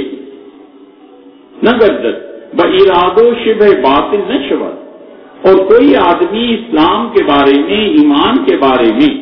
آپ کو کسی شبے میں مبتلا کرنا چاہے تو اس میں نہ پڑیں، اس وجہ سے کہ پائے استدلال چوبی نہ، کہ دیکھو عقل جو بھی دلائل میں مہیا کرتی ہے وہ ایسی ہے جیسے کوئی عمارت لکڑی کے پایوں پر کھڑی ہو، الا بذکر اللہ تطمئن القلوب، اور یاد رکھنا چاہیے کہ دل کا اطمینان اللہ کے ذکر سے حاصل ہوتا ہے۔ علم کلام میں مسئلہ یہ ہے، اور بہت سخت مسئلہ ہے، کہ اگر کسی انسان کا اللہ پر ایمان، رسالت پر ایمان، قیامت پر، تقدیر وغیرہ وغیرہ جتنی ایمان کی چیزیں ہیں، اگر کوئی آدمی اس کا ایمان دلائل کی بنیاد پہ ختم کر سکتا ہے، اللہ کے خلاف دلائل دینا شروع کر دے، رسالت کے خلاف دلائل دینا شروع کر دے، قیامت کے خلاف دلائل دینا شروع کر دے، تو یہ آدمی اگر ان شکوک اور شبہات کی وجہ سے اپنے ایمان میں خلل محسوس کرنے لگے تو کیا یہ مومن ہے یا نہیں؟ تینوں ائمہ اور ابو الحسن اشعری رحمۃ اللہ علیہ ائمہ علم کلام میں سے، اور امام احمد، شافعی اور امام مالک رحمۃ اللہ علیہ فرماتے ہیں یہ شخص مومن نہیں۔ اس لیے آدمی سوچے، یہ جو ہم اپنے آپ کو مسلمان صبح سے شام تک کہتے رہتے ہیں نا، مل جائے کوئی انگریز، مل جائے کوئی ایسا گورا جس سے زیادہ پڑھا ہوا ہو، ایسا مل جائے جس سے فزکس صحیح طرح پڑھی ہوئی ہو، تو 10 منٹ میں بیٹھ کے ایمان کے ٹکڑے اڑا دے، آدمی سوچتا ہی رہ جاتا ہے کہ کس جہان کی بات کرتا ہے۔ تینوں ائمہ کہتے ہیں کہ مسلمان نہیں ہے۔ یہ تو اللہ تعالیٰ کی رحمت اور مہربانی ہو، یہاں ابو حنیفہ رحمۃ اللہ علیہ پہ کہ امام صاحب رحمۃ اللہ علیہ فرماتے تھے کہ اگر کوئی آدمی کافر اس سے بحث کرے اور اسلام کے بارے میں چاہے اسے شک ڈال دے اور چاہے اس کے بعد جواب نہ ہو تو بھی اگر اقرار کرتا رہے گا اسلام کا تو یہ مسلمان ہے۔ سب سے کم درجے پہ امام صاحب رحمۃ اللہ علیہ کیا، اسی لیے اس میں کلام کے مباحث میں یہ آتا ہے کہ مشکک اگر شک ڈالنا شروع کر دے، کسی آدمی کا ایمان اس سے اکھڑ سکتا ہے تو کیا وہ مومن ہے؟ عام طور پر کہتے ہیں وہ مسلمان نہیں ہے، چاہیے اپنے ایمان کی فکر کرے۔ اس کی مثال یہ سمجھیے جیسے یہ دیوار ہے، اب ایک آدمی کہتا ہے کہ یہ دیوار نہیں ہے، یہ دیوار کی بجائے کوئی چیز لے لو، گوبھی کا پھول ہے، فرض کر لو، اب وہ اتنے شبہات ڈالتا ہے کہ گوبھی کا پھول ہے، تو اس کا اندر کا یقین ہل جاتا ہے، وہ کہتے ہیں شاید یہ گوبھی کا پھول ہی ہو، دیوار نہ ہو۔ تو ائمہ کہتے ہیں کیا ایمان؟ تو کہتے ہیں پہلی اس کا ایمان کچھ نہیں ہے، وہ تو صرف باتوں کی کھیل ہے، اس نے کہا میں مومن ہوں، دوسرے کہا نہیں ایمان کوئی چیز نہیں، ختم ہو گیا۔ ابو حنیفہ رحمۃ اللہ علیہ ایک آدمی ایسے ہیں جو کہتے ہیں پھر بھی مومن ہی ہے، چاہے گوبھی کا پھول اس کی سمجھ میں آئے لیکن زبان سے اگر اقرار کرتا ہے تو مومن۔ اتنے کم درجے پہ امام صاحب رحمۃ اللہ علیہ نے گویا فتوے میں بچایا ہے، وگرنہ یہ چیز نہیں ہوتی۔ معروم نے مثنوی میں عجیب طرح سمجھایا ہے، معروم رحمۃ اللہ کی مثنوی کے کیا کہیں، کیا کہیں؟ کسی آدمی نے مثنوی نہ پڑھی ہو اور مکتوبات شریف نہ پڑھے ہوں اور الاعتصام بالسنہ نہ پڑھی ہو تو اس میدان کی سمجھ ہی سے آ نہیں سکتی کہ کیا چیز ہے، اسے پتہ ہی نہیں چل سکتا کہ ہے کیا چیز۔ اب کس کو کوئی سمجھا سکتا ہے کہ آم میں مٹھاس کیسی ہوتی ہے؟ وہ تو مٹھاس چکھے گا تو پتا چلے گا نا، وگرنہ مٹھاس کی کیا تعریف کریں گے؟ گلابی رنگ ہے تو گلابی رنگ کیسے کسی کو سمجھائیں گے کیا چیز ہے؟ اسی لیے مصری میں معروم نے لکھا ہے کہ گھر کی بکری وہ پالی ہوئی تھی، لمبا قصہ انہوں نے تو کیا ہے رحمۃ اللہ علیہ نے۔ خلاصہ اس کا یہ ہے کہ 4 ٹھگ مل گئے، انہوں نے کہا کس طرح بکری اختیار ہو اس سے، ان کا کیا کریں، بکری تو بڑی زبردست ہے، اس کا یہ جاتا ہے کبھی کبھی دوسرے گاؤں میں لے کے میلے تماشے میں یا دکھانے جس گھر سے بھی، تو ایک کھڑا ہو گیا اور باہر جب یہ بکری ایک نکلا تو اس نے کہا کہ ارے یہ کیا کر رہے ہو؟ اس نے کہا بکری لے جا رہا ہوں فلاں، اس کی یہ بکری ہے، کہاں بکری ہے؟ اس نے کہا یہ تو بھیڑیا ہے۔ اس کا پاگل ہو، گھر میں پلی ہوئی بکری ہے بھیڑیا کہتے ہو؟ تو اس فاصلے پہ دوسرا مل گیا، اس سے بھی یہی پٹی پڑھا دی، پھر تیسرا مل گیا، اس نے کہا افسوس اس زمانے میں ایسے انسان پیدا ہو گئے کہ بھیڑیوں کو لے کے پھرتے ہیں اور بھیڑیا انسانوں کو مجھے کہتا۔ اس نے کہا کیا چیز؟ جب بار بار دیکھنا شروع کیا تو سمجھ گیا کہ اب بچے کو شک پڑ گیا ہے، اور جو چوتھا تھا اس سے تو چیخ ماری اور گر گیا، اس سے ہلایا کہ ایک آدمی گر گیا۔ اس نے کہا کیا ہو گیا تمہیں؟ اس نے کہا قیامت کا زمانہ آ گیا ہے کہ بھیڑیا اور انسان کی رسی پکڑ کے جا رہا ہے، اس سے بکری چھوڑی اور بھاگ، تو ٹھگوں نے لے لی۔ یہی ہوتا ہے، مسلسل پروپیگنڈا، مسلسل امریکہ میں ان سے ایک مرتبہ بات ہوئی، وہ جو ہیں CNN والے، تو ان کے جو بھی لوگ تھے جس وجہ سے وواد ہوئی، ہم نے ان سے پوچھا کہ صبح سے شام تک ایک ہی خبر دہراتے رہتے ہیں، اس کے مسئلہ کیا ہے؟ تو انہوں نے ہم سے کہا کہ ہم نے انسانی نفسیات پر غور کیا ہے کہ بات سچ ہو یا جھوٹ، اگر 25 سے 27 مرتبہ دہرائی جائے تو لوگ یقین کر لیتے ہیں، تو اس لیے صبح سے شام تک ہم 40 سے 50 مرتبہ دہراتے ہیں، سچ ہے یا جھوٹ، پبلک کو یقین آ جاتا ہے کہ خبر وہی ہے جو CNN میں آ رہی ہے۔ یہی ہوتا ہے، ایسی پروپیگنڈے ہوتے ہیں، اسی وجہ سے بکریاں بھیڑ بند وہ بھیڑیے بن جاتی ہیں۔ حضرت مجدد رحمۃ اللہ فرماتے ہیں میرے بیٹے ایمان کی وہ کیفیت چاہیے کہ شک کرنے والا ظاہر نہ کرے، یہ چیز مطلوب ہے۔ اللہ ذکر اللہ تطمئن القلوب، اور تطمئن القلوب کا جو درجہ ہے یہ اللہ کی یاد سے حاصل ہوتا ہے، نجی علمی مباحث سے کچھ ایمان اتنا نہیں بنتا۔ وہ نسبت اعمال یسرے و سہولت حاصل کنند، اور ایمان اتنا مضبوط ہونا چاہیے کہ انسان آسانی سے شریعت کے اعمال پہ عمل کر سکے کہ از امارہ ناشی بشوت، اور جو بغاوت انسان کے نفس سے پیدا ہوتی ہے اس بغاوت پر قابو پایا جا سکے۔ زائل گردن، نفس کے تقاضے ختم ہونے چاہیے۔ مقصود از سلوک طریقہ صوفیہ نہ آنا کہ صور و اشکال غیبی کا مشاہدہ نمائے، کمال کی بات لکھی۔ فرماتے ہیں سلوک کو طے کرنا صوفیہ اس لیے نہیں طے کرایا کرتے کہ غیب سے شکلیں ظاہر ہونے لگیں اور اچھے خواب آنے لگیں، وہ انوار و الوان کا معائنہ کنند، اور سے کہیں نور جگمگاتے ہوئے نظر آئیں اور کہیں رنگوں کو دیکھتا رہے، ان خود داخل لہو و لعب، یہ سب دنیا،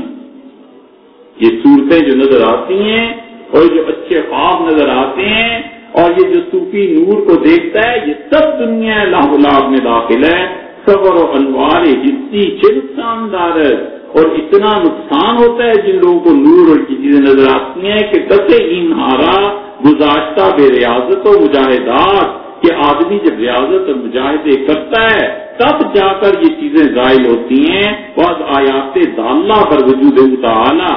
ہاں انسان کو چاہیے کہ ان چیزوں کی وجہ سے اللہ کے ہونے پر دلیل بنائے اس کو، باقی یہ جو چیزیں نظر آتی ہیں یہ سب کی سب دنیا میں داخل ہیں۔ درمیان طرف صوفیہ اختیار کردنے طریقہ الیہ نقشبندیہ اولا وانصب، اور میں بیٹے کو کہتا ہوں کہ صوفیوں کے جتنے بھی سلسلے ہیں چشتی، صابری، سہروردی وغیرہ وغیرہ جتنے بھی ہیں قادری،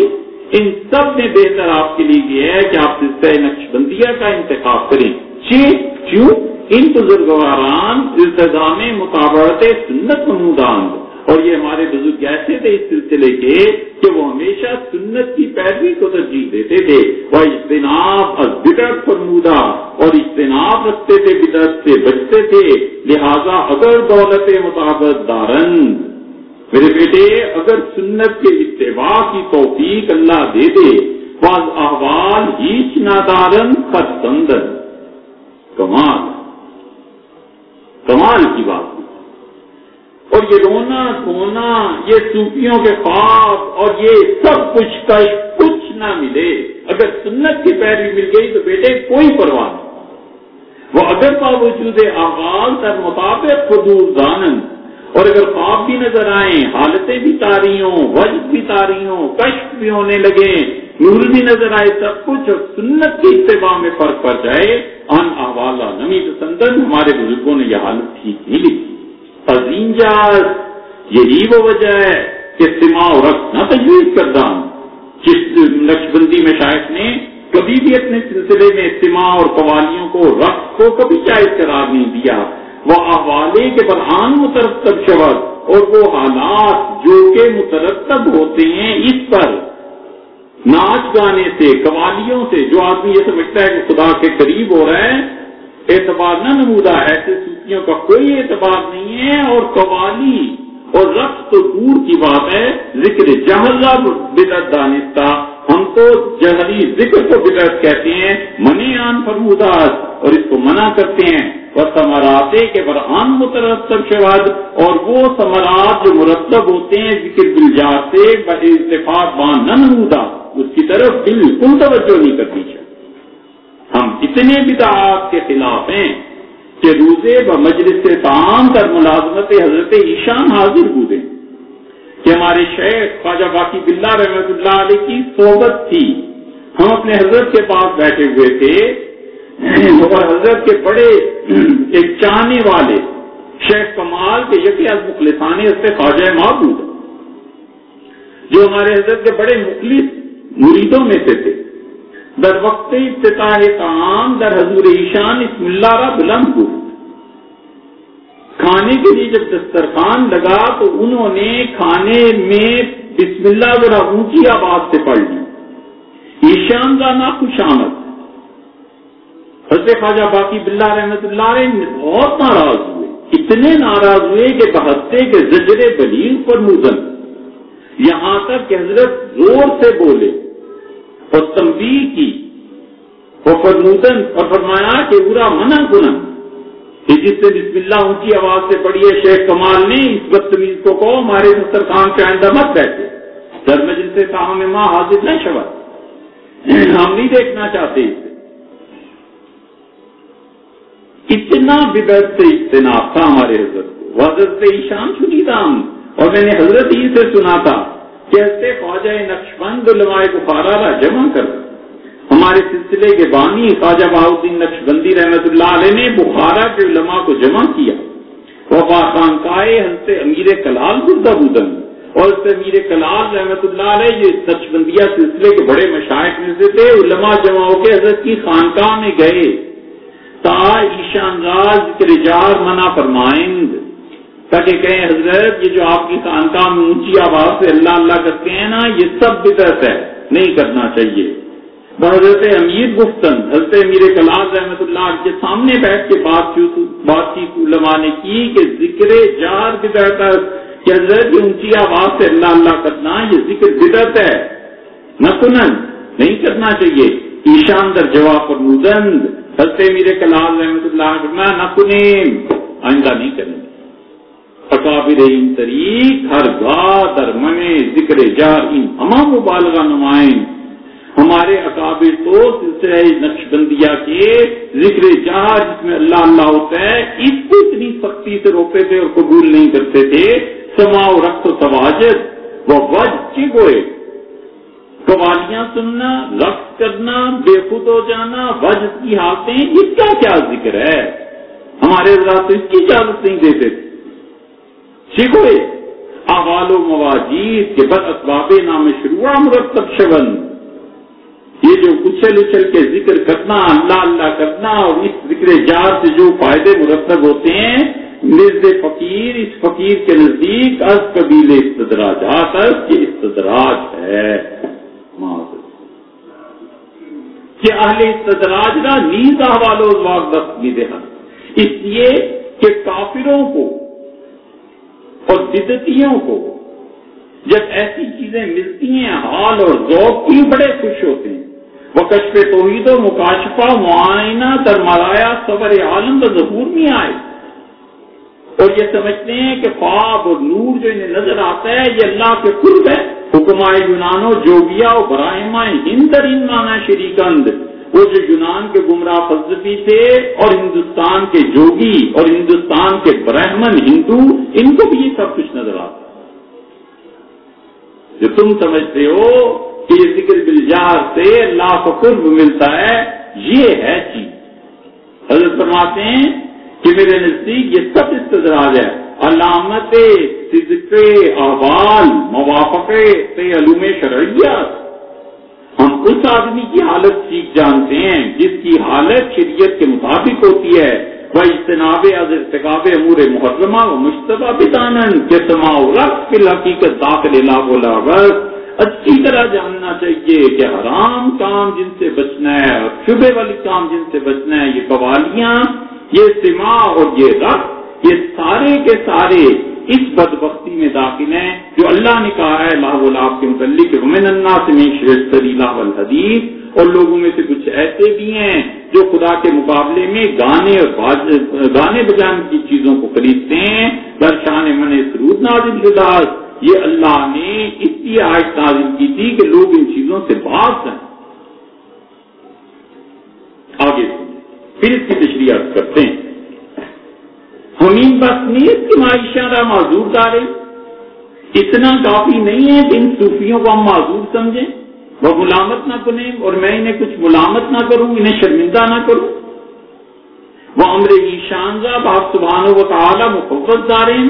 اتنا کافی نہیں ہے کہ جاہل صوفی گمراہ ان کے معاملے کو اللہ کے حوالے کر کے میں چپ ہو جاؤں. ان کیا قول امام ابی حنیفہ امام ابی یوسف امام محمد معتبر.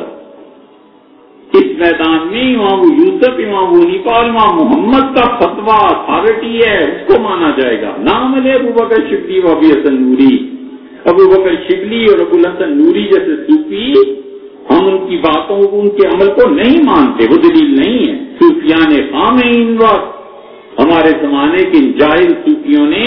عمل پیران خدرا بہانا صاحب یہ اس پہ مر مٹے ہیں کہ ہمارے حضرت ایسے کرتے تھے اور حضرت کے حضرت ایسے کرتے تھے. اپنے پیروں کے عمل کو انہوں نے بہانہ بنا لیا. سرود و رقص را دین و ملت خود گرفتان، اتنے گمراہ ہیں. ٹھیک ہے سر، یہ موسیقی، یہ قوالیاں، یہ ان کا دین بن گیا اور ان کا طریقہ بن گیا کہ اطاعت و عبادت ساختہ. انہوں نے اس کو خدا کی اطاعت اور عبادت میں داخل ہوئے تھے. اولئک الذین اتخذوا دینہم لہوا و لعبا، یہی وہ گمراہ ہیں جنہوں نے اپنے دین کو کھیل تماشا بنا. یہ مقصود وہ ہے حضرت مجدد الفسانی رحمۃ اللہ علیہ نے بقیے ادھیڑ کے رکھتی ہیں ان سارے صوفیوں کے جو اپنے آپ کو یہ سمجھتے ہیں کہ بدعات کے ارتکاب سے وہ اللہ کا قرب حاصل کر رہے ہیں اور اتباع سنت سے ہٹتے ہیں. حضرت فرماتے ہیں ہمارے ہاں اتنی سنت کی پابندی کی، جو کام کی اور خلاصے کی باتیں ہیں ساری، ان میں سے ایک یہ ہے کہ یہ جتنے بھی جاہل ہیں یہ اپنے مجاہدات میں جب خواب دیکھتے ہیں، کشف ہوتا ہے. اس سے زیادہ خطرناک چیز یہ ہے کہ جا کر غیب پر حکم لگاتے ہیں. فلاں قبر پہ گئے تھے اسے عذاب ہو رہا تھا، فلاں قبر پہ گئے تھے وہ بڑا خوش تھا. معاذ اللہ. ابن تیمیہ رحمۃ اللہ علیہ نے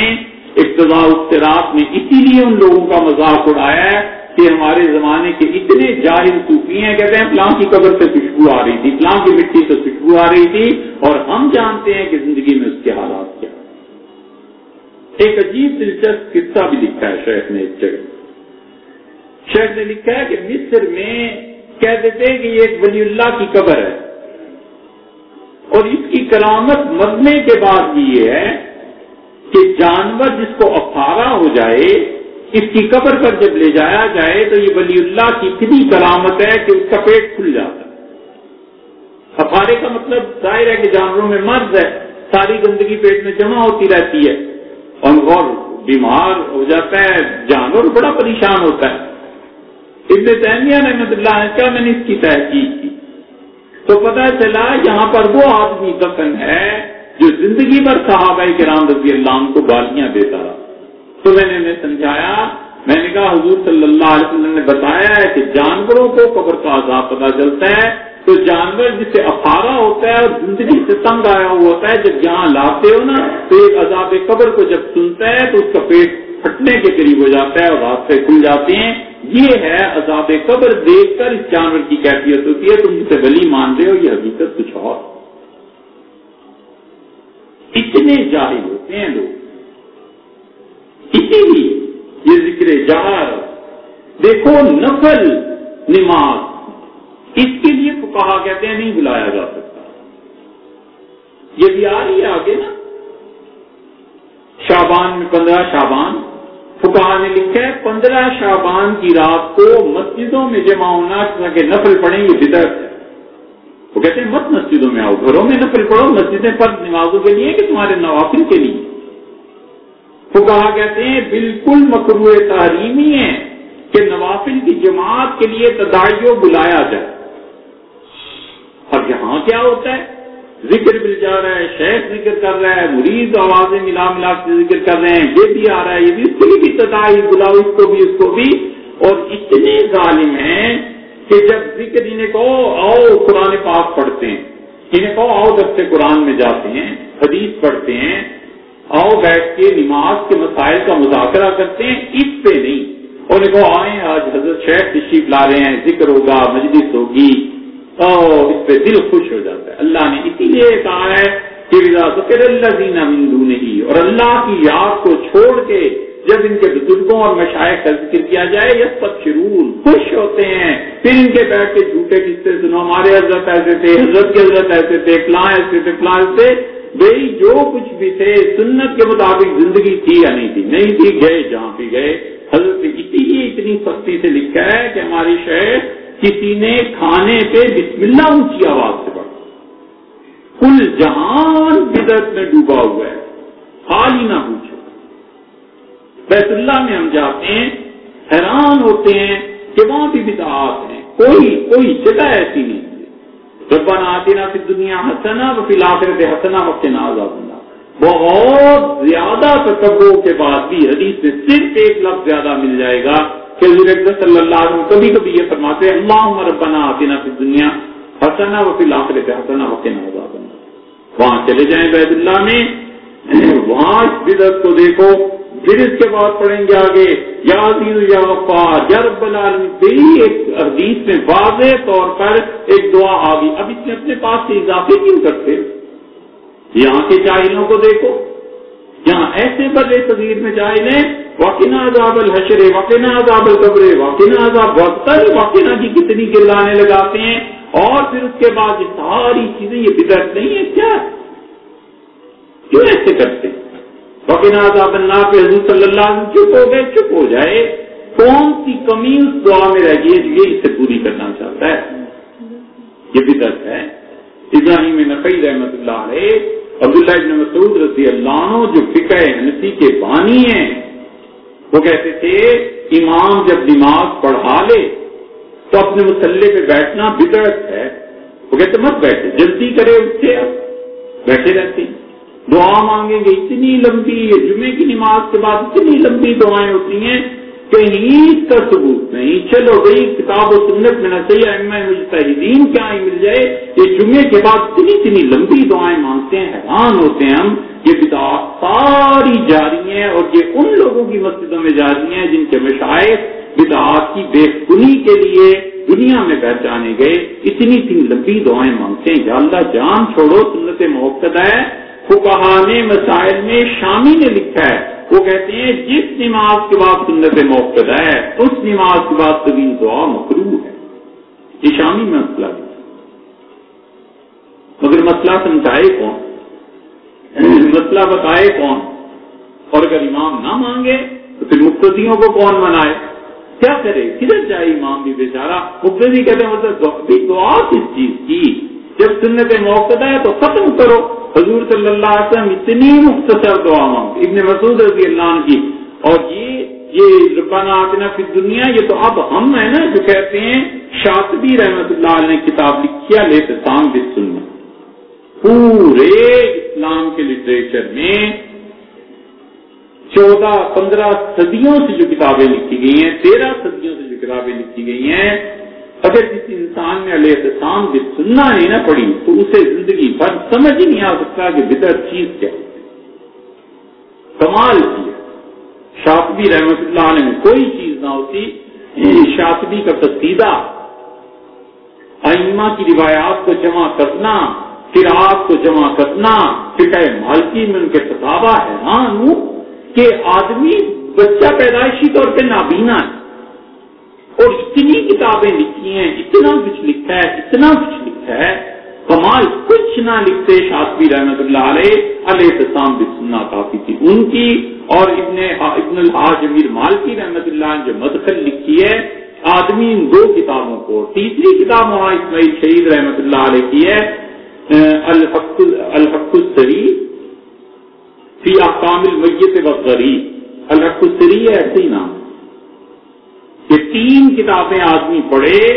تب جا کر دماغ میں یہ بیٹھتا ہے کہ بدعت کیا چیز ہوتی. اپنے زمانے کی بدعات شاطبی نے لکھی ہیں. اس کے بعد ربنا آتنا فی الدنیا کی دعا میں لوگ جملے بڑھاتے ہیں, یہ بدعت. اور پھر کہتے ہیں جو بدترین بدعتیں گنوائی ہیں, کہتے ہیں وقت کی چیزیں نااہلوں میں منتقل کرنا, یہ بدعت ہمارے زمانے میں. باپ عالم ہے, بیٹا اس سے بڑھ کے مفتی ہے. سبحان اللہ, کیا کہنا. اسے مدرسے کا اہتمام ملا, اسے مدرسے میں شیخ العزیز سمجھ گیا, کیا کہنے. سبحان اللہ, اچھی سے اچھی بات کیا ہو سکتی ہے کہ اس کے والد نے ایک محنت کی, ایک جگہ بنائی, اور بیٹا ہے خیال رکھے گا, دوسروں سے زیادہ درد بھی ہے اور علم بھی اللہ نے والد سے بھی بڑھ کے دیا. ایک یہ ہے کہ آتا جاتا کچھ نہیں, کیونکہ باپ بڑا آدمی تھا لہٰذا بیٹے کو اس کی جگہ پہ آنا ہے اور کوئی نہیں آ سکتا. شاطبی رحمۃ اللہ کہتے ہیں ہمارے زمانے میں یہ بدعت. بڑی اچھی بات اس پہ کی, بڑی اچھی بات مفتی منیر صاحب نے کی. مفتی منیر صاحب کا جس کی گروہ سے تعلق ہو, فتح جنگ روڈ پہ ایک ہیں پیر صاحب, انہوں نے پنڈی میں کانفرنس بلائی, سارے اپنے مشائخ کو جمع کیا, جو بھی بدعات تھی سب ہوتی رہی. انہوں نے کہا کہ کسی طرح اہل سنت والجماعت کے اس گروہ کا تعلق جو ہمارا ہے یعنی بریلوی مسلک سے زندہ رکھنا چاہیے. اور صدارت کی مفتی منیر صاحب کی. مفتی منیر صاحب نے جب تقریر کی تو انہوں نے کہا میں کہتا ہوں کہ اگر اس مسلک کو زندہ رکھنا ہے, خانقاہوں اور مدارس کا تحفظ چاہیے اور بریلوی مکتبہ فکر کو باقی رکھنا ہے, تو ہمیں چاہیے کہ خانقاہوں میں جو مشائخ آتے ہیں اور مدرسے میں جو محتمم بنتے ہیں سب میرٹ پہ بناؤ, میرٹ کے علاوہ کسی کو عہدہ نہ. یہی چیز لے ڈوبی تھی ان چشتیہ نظامیہ کو. مفتی صاحب اگرچہ وہ کسی اور چیز سے تعلق رکھتے ہیں, لیکن انہوں نے کہا جو اہل ہے اس کو لاؤ, نہ اہل ہے لہٰذا بیٹا ہے لہٰذا اس کو دے دی جائے. شاطبی رحمۃ اللہ علیہ نے بدعت کے بخیے ادھیڑے, ایک ایک چیز دلتے ہیں کہ یہ بدعت ہے. یہ ذکر بالجار 2 طرح کا ہے. ایک ذکر بالجار تھا مشائخ کرواتے تھے تعلیم کے لیے, چشتیوں میں رہا, قادری حضرات میں رہا, کسی کو کوئی نہیں بلاتا تھا. وہ کسی مریض کو تلقین کرتے تھے کہ دیکھو یہ ذکر اس طرح کرو, جاؤ, بس ختم ہی بات. علاج تھا. ایک یہ ہے کہ سب کو بلا لیا جائے, جمع کر لیجیے. کیوں جمع کر رہے ہو, کیا تماشا ہے. شریعت نفل کے لیے اجازت نہیں دیتی جمع کرنے کی, آپ ذکر کے لیے جمع کر رہے ہیں. یہ وہ بدعات ہیں. اور اس کے بعد جو حضرت نے فرمایا نا کہ وہ یوسف اور محمد کا قول معتبر ہے اور گلحسن نوری کا نہیں رحمہ اللہ, اس سے سمجھنا چاہیے کہ یہ کہنا ہمارے حضرت یوں کرتے تھے, حضرت یوں کرتے تھے, حضرت یوں کرتے تھے. حضرت اگر بدعت میں مبتلا تھے تو تمہیں بھی اس بدعت کے راستے پہ چلنا ہے. صاف کہو کہ ہمارے مشائخ معصوم تھے. شیعہ کہتے ہیں شیعہ کہتے ہیں ہمارے امام معصوم سے ختم ہوئی بات، تم بھی کہو،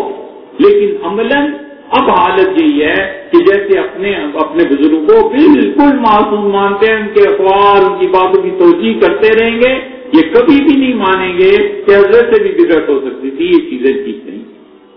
اسی لیے حاجی امداد اللہ صاحب مہاجر مکی رحمۃ اللہ علیہ کا وہ نسخہ 1883 کا اور 1886 کا ہم نے دیکھا، جس میں حضرت نے لکھی تھی بعض چیزیں ایسی۔ حضرت معاشی رحمۃ صاحب گنگوئی رحمۃ اللہ علیہ کے پاس جب وہ آیا تو حضرت نے چولہے میں ڈال دو،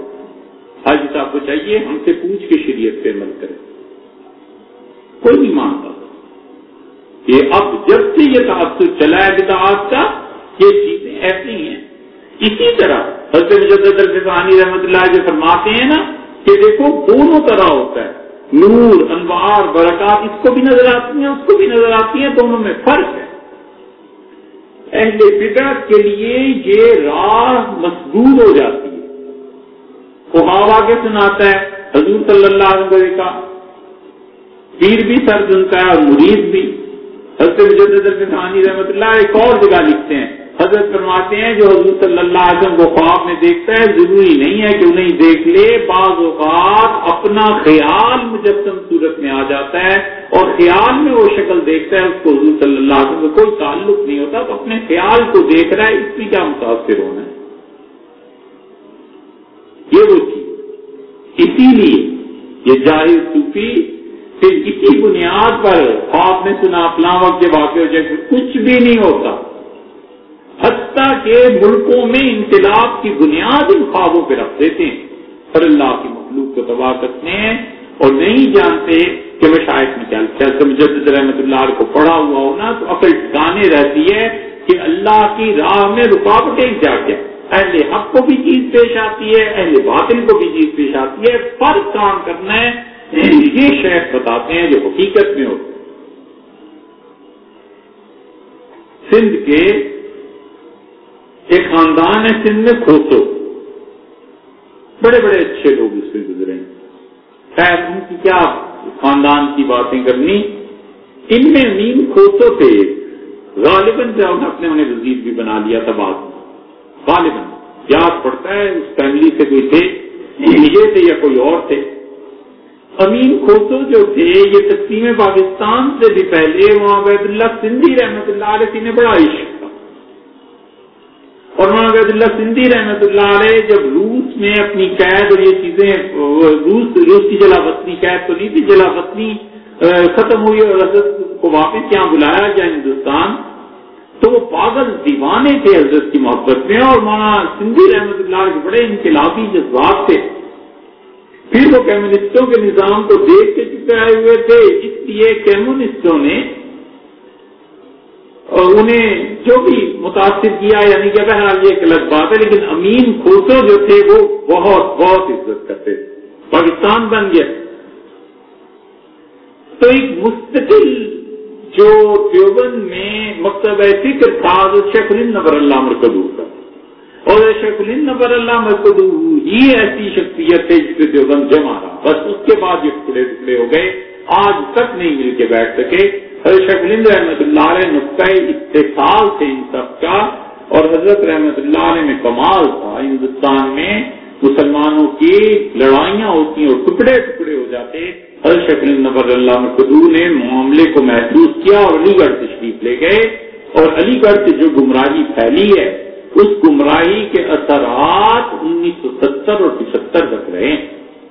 یہ ایوب خان، یہ یایا وغیرہ وغیرہ، یہ اس زمانے میں جتنے سیکٹری تھے یہ بڑے بڑے لوگ، یہ علی گڑھ کے ہی تو پڑے ہوئے تھے، یہ علی گڑھ والوں ہی کی یونیورسٹی کی دین تھی ماشاءاللہ، جو اب تک ملک میں مسلط ہیں، آئینی قوانین اور یہ وہ۔ تو حضرت شیخ الہند نور اللہ مرکزو کے بعد ان کا جو ایک مشن تھا کہ ملک کو آزاد کرائیں، اس میں حضرت سندھی رحمۃ اللہ کا اپنا کردار تھا۔ تو امین کھوسو صاحب جو تھے ان کو حضرت سے بڑا تعلق، حضرت شیخ الہند رحمۃ اللہ کے بعد جو ان کی جگہ پر حدیث پڑھانے آئے وہ انور شاہ صاحب رحمۃ اللہ تھے۔ انور شاہ صاحب رحمۃ اللہ علیہ کے بہت بڑے بڑے شاگرد تھے، ان میں سید اکبر آبادی تھے۔ سید اکبر آبادی 1908 میں پیدا ہوئے، اور انتقال ابھی ان کا ہوا 1984 میں، مئی 84 میں 84 میں انڈیا میں رہے سارا، اور اس زمانے میں انور شاہ صاحب رحمۃ اللہ علیہ سے پڑھ کے دیوبند میں کینیڈا چلے گئے اور وہاں جا کے انگلش پڑھی، اور پھر دلی والوں نے بلایا، انگریزوں نے اسٹیفن کالج تھا اس میں انہیں پروفیسر لگایا، اور ضیاء الحق نے بھی ان سے پڑھا تھا، تو ضیاء الحق بڑی عزت کرتا تھا، اسی کی جوانی میں پڑھا تھا حضرت سے، تو وہاں سید اکبر آبادی کے لیے ضیاء الحق نے بڑا زور لگایا کہ وہ پاکستان آئے، وہ نہیں آئے، انہوں نے کہا یہ تمہارا اسلام ہے نا، یہ تم ہی اسے نافذ کر لو اور جانو ہم اس ملک میں نہیں آتے۔ ان کی بیٹی تھی کراچی میں، تو انہوں نے کہا آپ بہت بیمار رہنے لگے، آب و ہوا کی تبدیلی کی وجہ سے، آئیے تو تشریف لائے اپنی بیٹی سے ملنے، اللہ نے تقدیر ایسی لکھی تھی کہ کراچی میں انتقال ہوا اور دارالعلوم کراچی کے احاطے میں دفن، ابھی بھی ان کی قبر ہے۔ انہوں نے ایک کتاب لکھی مولانا عبید اللہ سندھی علوم و افکار، یہ کتاب جب پاکستان پہنچی تو امین کھوسو نے پڑھی، انہیں بہت پسند آئی، انہوں نے کہا یا اللہ حضرت سندھی رحمت اللہ تو چلے گئے، اب ان کی زیارت کہاں ہوگی، جس سے یہ کتاب لکھی ہے خدا بندہ وہی کہیں مل جائے۔ کراچی میں کسی نے افواہ اڑا دی کہ سید اکبر آبادی جنہوں نے یہ کتاب لکھی ہے حیدرآباد آئے ہوئے ہیں، امین کھوسو کروڑوں پتی آدمی ننگے پاؤں چل پڑا حیدرآباد، اتنا دیوانہ، حیدرآباد پہنچ کے پتہ چلا کوئی نہیں آیا، بڑے پریشان ہوئے۔ کھوسو صاحب خود بھی لکھتے ہیں، کہتے ہیں کہ میں ایک دن فجر کے بعد ایسی مراقبے میں بیٹھا ہوا تھا، یہ ہے جو مجدد رحمۃ اللہ کہتے ہیں نا تصویریں نظر آتی، یہ اس کی آپ کے سامنے رکھ رہے ہیں کہ تصوف میں یہ چیزیں پیش آتی ہیں، کوئی اتنی گھبرانے کی بات نہیں، نہ اپنے آپ کو کچھ سمجھنے کی بات ہے۔ امین کھوسو کہتے ہیں کہ میں مراقبے میں تھا، صبح کی نماز کا ذکر کر رہا تھا، دیکھتا ہوں تو مولانا عبید اللہ سندھی رحمۃ اللہ علیہ سامنے کھڑے، تو میں تو پاگل ہو گیا، جی چاہ کہ حضرت کے پاؤں چوموں، اٹھوں تو جسم اتنا ہو جائے اٹھا نہ جائے، حضرت ہنستے رہے، اب سے فرمایا اب جس آدمی کی تلاش میں نا وہ لاہور آیا ہوا ہے، تو میں نے بڑی ہمت کر کے اپنے آپ کو اٹھایا اور حضرت غائب ہو گئے۔ کہتے تھے کہ میں نے فوراً بچوں کو کہا کہ جلدی کرو مجھے لاہور جانا، ٹرین جو چل رہی تھی چڑھ گئے، لاہور آئے، اس زمانے میں نعمت قدہ ہوٹل تھا انارکلی، بڑا اچھا ہوٹل گنا جاتا تھا، کہتے ہیں اب نعمت قدہ میں آ کے ٹھہر گیا، پریشان کہ اب جاؤں کہاں، سید اکبر آبادی جنہوں نے کتاب لکھی ہے حضرت وہ فرما گئے ہیں، تو لاہور اب کس سے پوچھوں۔ اگلے دن جمعہ تھا، جمعہ پڑھنے چلا گیا، تو جمعہ پڑھا انہوں نے شیراں والا میں مولانا عبید اللہ انور صاحب رحمۃ اللہ علیہ کے پیچھے، مولانا عبید اللہ انور صاحب نے امین صاحب کو پہچان لیا، جمعے کے بعد جب فارغ ہوئے تو امین صاحب کا ہاتھ پکڑ لیا اور کہنے لگے کہ امین صاحب آج آپ کو ایک شخصیت سے ملاتے ہیں، ہندوستان سے آئی۔ میں نے کہا کون؟ انہوں نے کہا ٹھہریں تو صحیح ملاتا ہوں، صفوں میں لے گئے اور کہا یہ ہیں سید اکبر آبادی ہندوستان سے آئے، تو لپٹ گئے، رونے لگے اور کہنے لگے صبح آج حضرت سامنے آئے تھے اور حضرت نے مجھ سے فرمایا تھا کہ اس کو ڈھونڈ رہا ہے وہ لاہور آیا ہوا ہے، اور بس تو چمٹ گئے خوشی سے اور کہنے لگے جو شیخ نے کہا تھا وہ سچ کہا، آپ کب آئے، کیا ہوا؟ ان کے چند دن ہوئے، میں یہاں لیکچر کچھ دینے آیا تھا پاکستان۔ یہ ایسے صورتیں نظر آتی اہل حق میں، حالات ٹھیک ہوں، عقیدہ ٹھیک ہو، کوئی مسئلہ نہیں، ایسے ہو جایا کرتا ہے، اور عقیدہ غلط ہو، حالات غلط ہوں تو پھر شیطان مجسم صورت میں سامنے آ جاتا ہے، پھر کہتا ہے فلاں قبر پہ چلے جاؤ اور وہاں پہ اتنا نیاز نظر آئے گا وہ لے لینا، فلاں جگہ چلے جاؤ ایک جگہ کھود لو اور وہاں سے تمہیں یہ چیز مل جائے گا۔